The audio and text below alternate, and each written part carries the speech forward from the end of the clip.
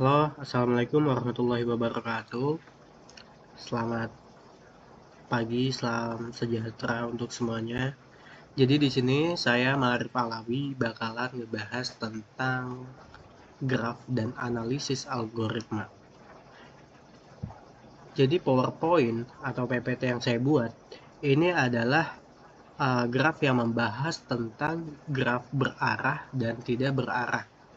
Dan juga ada penjelasan tentang pendahuluan graf ini. Jadi kalau untuk kelompok saya sendiri itu Marif Alawi. Oke, kita langsung aja ke pembahasannya. Nah, di sini ada teori graf. Jadi graf ini mulai dikenal saat matematikawan kebangsaan Swiss bernama Leonhard Euler yang berhasil mengungkapkan misteri jembatan Koningsberg tahun 1736. Nah, di kota Koningsberg ini jadi mengalir sungai Pregel. Jadi sungai ini tuh ada dua pulau. Nah, di antaranya terdapat jembatan yang menghubungkan. Jumlah jembatan tersebut sebanyak 7 buah. Nah, terus juga ini tuh pernah dibahas sama Bapak. Saya lupa pertemuan keberapa, tapi ini tuh digambar di papan tulis. Jadi tuh intinya kayak gini. Jadi ada orang yang mau ke suatu pulau ini, kayak gitu. Nah, gimana caranya dia keluar pulau itu lagi, tapi dengan akses atau jembatan yang berbeda gitu.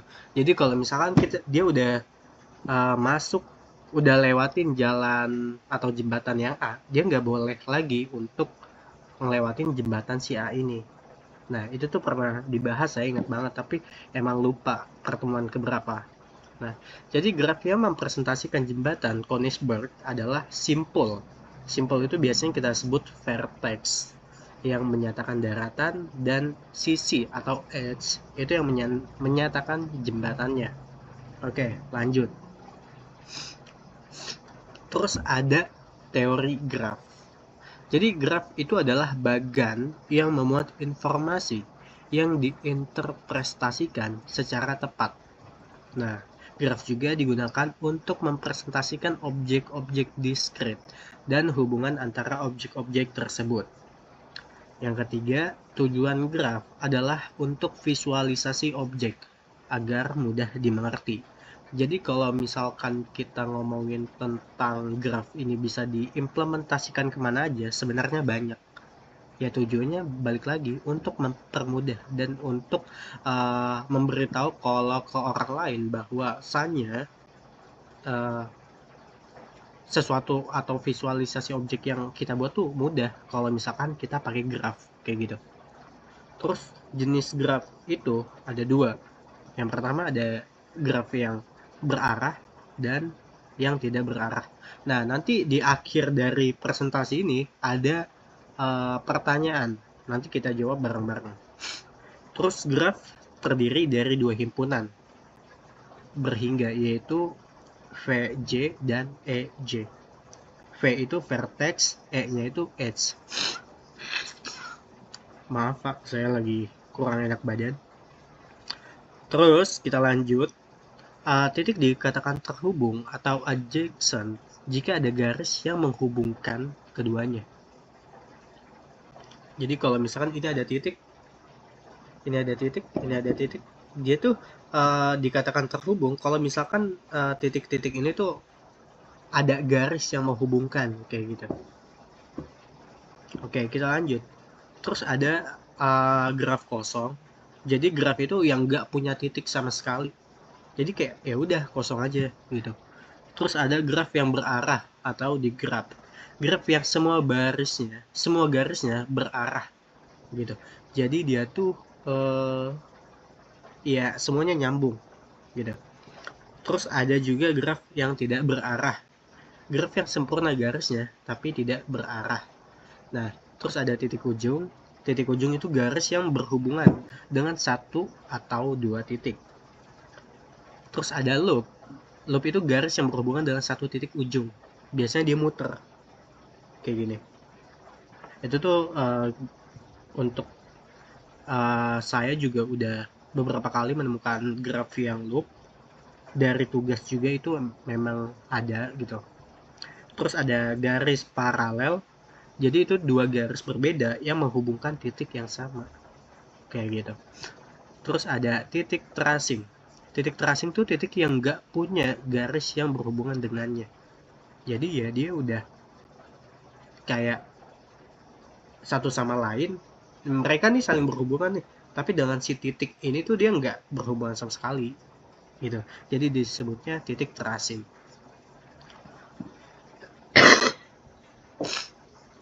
Jadi di sini kita lanjut, ada jenis-jenis graf. Berdasarkan ada tidaknya gelang atau sisi ganda pada suatu graf. Itu ada beberapa macam ya. Ada graf sederhana atau simple graph. Graf yang tidak mengandung gelang maupun sisi ganda dinamakan graf sederhana. Oke, kita zoom coba. Contohnya seperti ini. Nah, terus juga ada graf tak sederhana. Graf yang mengandung sisi ganda atau gelang dinamakan graf tak sederhana, unsimple graph. Nah, kita bisa lihat contohnya dan perbedaannya itu kelihatan banget ya. Oke, kita lanjut. Nah, terus di sini ada jenis-jenis graf. Berdasarkan simpul pada suatu graf, ada graf yang berhingga atau limit graph dan graf yang tak berhingga, unlimited graph. Jadi kalau misalkan yang berhingga itu tuh adalah graf yang jumlah simpulnya n-nya berhingga. Jadi kita ketahui gitu loh. Ibaratnya, oh kita tahu nih kalau simpulnya ada sekian gitu. Walaupun emang banyak banget ya, tapi kita tahu gitu berapa jumlah simpulnya. Kalau misalkan graf tidak berhingga, itu adalah graf yang simpulnya tidak berhingga banyaknya. Jadi kita nggak tahu nih sampai berapa banyak simpulnya. Oke, kita lanjut. Ini masih jenis-jenis graf ya masuknya.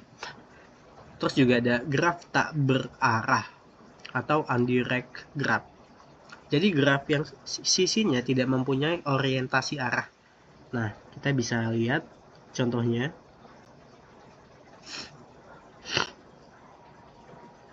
Terus juga ada graf berarah, direct graph atau diagram. Nah, graf yang setiap sisinya diberikan orientasi arah. Jadi itu kayak jelas gitu loh. Oke, kita lanjut. Ada subgraph. Graf H dikatakan subgraf dari G jika semua titik dan garis graf H ini merupakan titik dan garis dalam graf G.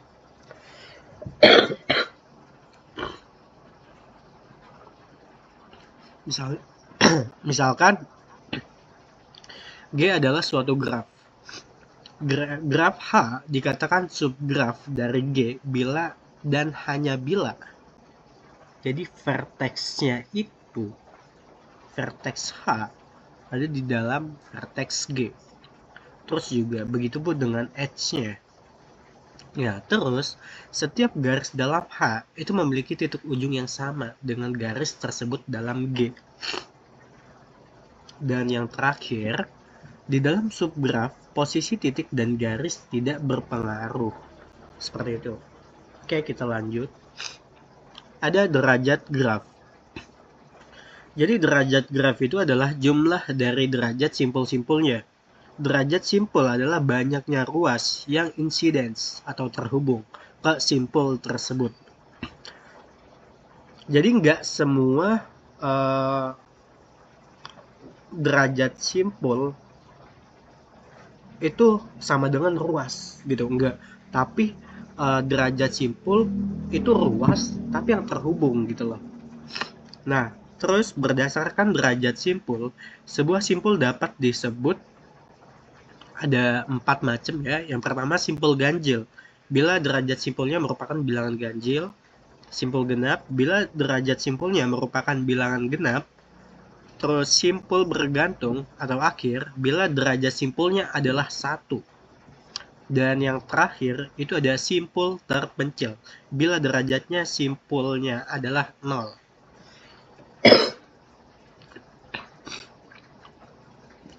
Terus terus derajat titik yang berhubungan dengan sebuah loop adalah 2, atau garis suatu loop dihitung 2 kali. Oke, next. Nah, jadi kita bisa lihat dulu di sini tanpa ngelihat ini berapa simpul dan derajatnya. 1, 2, 3, 4, 5, 6. Simpulnya itu ada 6, terus derajatnya ada 1, 2, 3, 4, 5, 6, 7. Nah, derajatnya itu ada 14, guys. Simpulnya ada 6.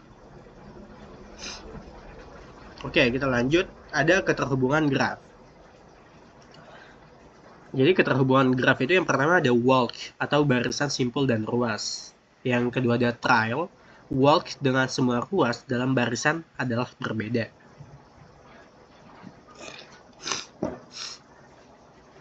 Yang ketiga ada path atau jalur. Itu walk yang semua simpul dalam barisan adalah berbeda. Jadi suatu path itu pasti sebuah trail gitu. Terus ada cycle atau circuit. Trail tertutup dengan derajat setiap simpulnya itu 2. Oke, next. Ada matrix dan graf. Graf dapat disajikan dalam bentuk matrix. Matrix yang dapat menyajikan model graf tersebut antara lain itu ada 3. Yang pertama matrix ruas, matrix adjacency atau matrix ketetanggaan. Terus yang ketiga ada matrix incidence atau matrix barisan bersisian. Oke, terus ada metrik ruas. Jadi setiap simpul dan ruas yang terhubung menjadi baris atau kolom matriks. Nah, terus hubungan setiap simpul dan ruas hanya bernilai 1, nggak bisa bolak-balik. Nah, yang ketiga, setiap hubungan simpul dan ruas yang sudah menjadi matriks nggak bisa didefinisikan lagi. Oke. Nah, ini kita bisa lihat contoh dari si matriksnya ini, kurang lebih seperti ini. 1, 2, 1, 3, 1, 4, 1, 5, 2, 1, 2, 3, 3, 1, 3, 2, 3, 4, 3, 5, 4, 1, 4, 3, 4, 5, 5, 1, 5, 3, 5, 4. Ya, kurang lebih seperti ini. Terus ada matriks ketetanggaan. Jadi baris dan kolom itu menunjukkan urutan simpul-simpul. Nah, terus yang kedua ada elemen matriks. 1 jika terdapat ruas antara simpul baris dan simpul kolom.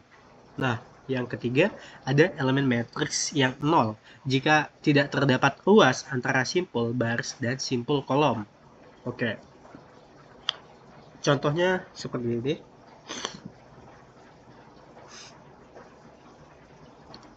Oke.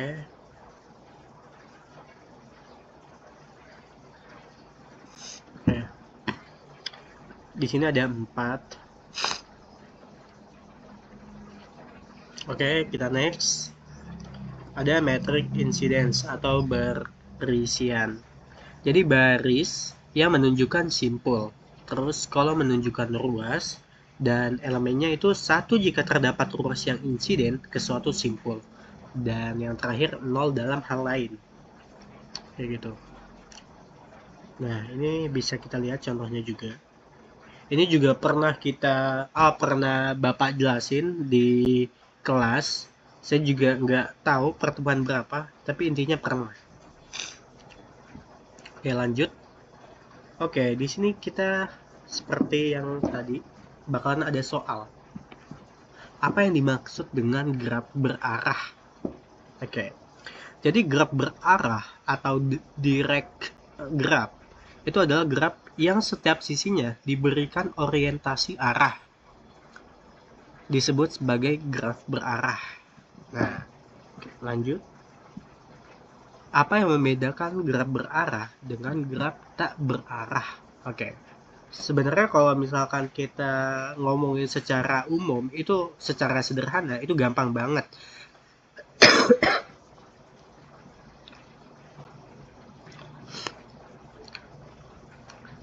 Jadi yang membedakannya itu ada di urutan simpulnya.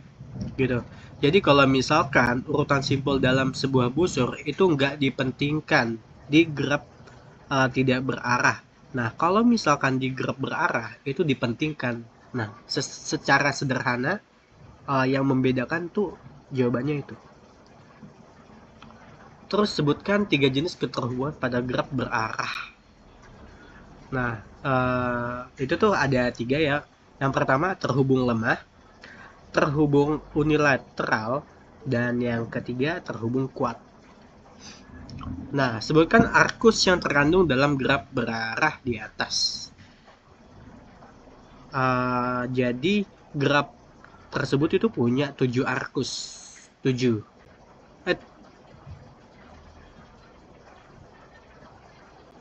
7. 12, 12, 13, 14, 32, 43, dan 44.